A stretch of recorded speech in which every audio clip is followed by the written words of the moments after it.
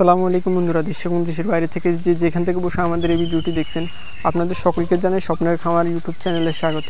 সুপ্রিয় দর্শকবৃন্দ, আপনারা জানেন যে বর্তমান সময় বাংলাদেশের বিভিন্ন স্থানে ঝড় বৃষ্টি হচ্ছে এবং এই বর্ষাকালে এসে দেখা যাচ্ছে আমাদের মুরগিগুলো বিভিন্ন ধরনের রোগে আক্রান্ত হচ্ছে। তো বর্তমানে এই সময় কোন কোন বিষয় খেয়াল রাখবেন এবং কোন কোন বিষয় খেয়াল রাখলে এই বর্ষাকালে আমাদের মুরগিগুলো সুস্থ থাকবে, আজকের এই ছোট্ট ভিডিওতে আপনাদের মাঝে আলোচনা করতে যাচ্ছি। তো আজকের ভিডিওটি খুবই গুরুত্বপূর্ণ হতে যাচ্ছে যদি আপনি দেশি মুরগি পালন করে থাকেন। তো অবশ্যই আজকের ভিডিওটি যেহেতু খুবই গুরুত্বপূর্ণ হতে যাচ্ছে, তাই এক সেকেন্ডও স্কিপ না করে শুরু থেকে শেষ পর্যন্ত দেখবেন। প্রথমে আসা যাক, বর্তমান সময় দেখা যাচ্ছে আমাদের মুরগিগুলো ঠান্ডা রোগে আক্রান্ত বেশি হচ্ছে। এই মুরগিগুলোকে ঠান্ডা রোগে আক্রান্ত হওয়ার হাত থেকে কীভাবে বাঁচাবেন? আপনি যদি দেশি মুরগির বাচ্চা এবং বড় মুরগিকে যদি ছাড়া অবস্থায় পালন করে থাকেন, তো বর্তমানে যেদিন আপনার বৃষ্টি হবে বা বৃষ্টি হওয়ার সম্ভাবনা রয়েছে, ওই দিন আপাতত আপনি মুরগির বাচ্চাগুলোকে বাইরে না ছেড়ে এক জায়গায় আবদ্ধ অবস্থায় মুরগিগুলোকে পালন করবেন।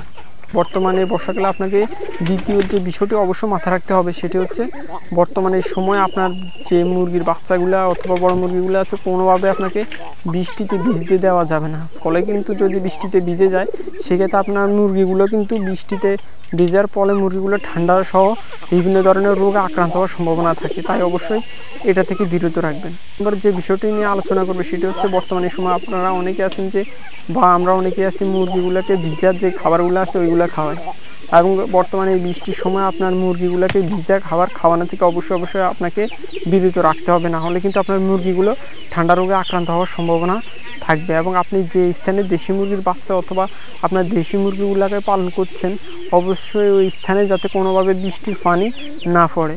তো বর্তমানে যে মুরগিগুলো দেখতে পাচ্ছেন আপনারা, গত কয়েকদিন আগে আপনারা জানেন যে বাংলাদেশের বিভিন্ন স্থানে বৃষ্টি হয়েছে, এর ফলে আমার এই মুরগিগুলো ভিজে যায় এবং এর ফলে আমার এখানে কিছু মুরগি ঠান্ডা রোগে আক্রান্ত হয়েছে।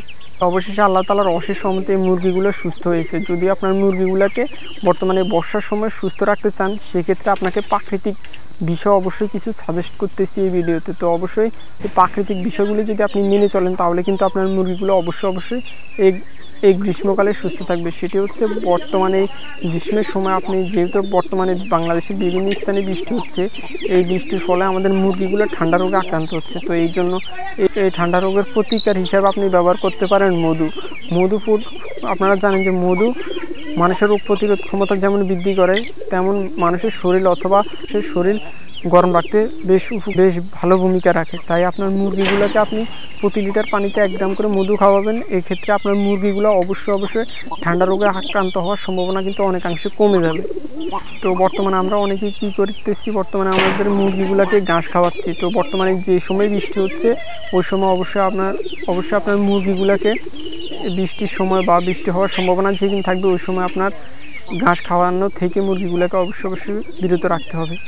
তো যেদিন মোটামুটি ভালো রোদ উঠবে, ওই দিন থেকে আবারও ঘাস খাওয়াতে পারেন।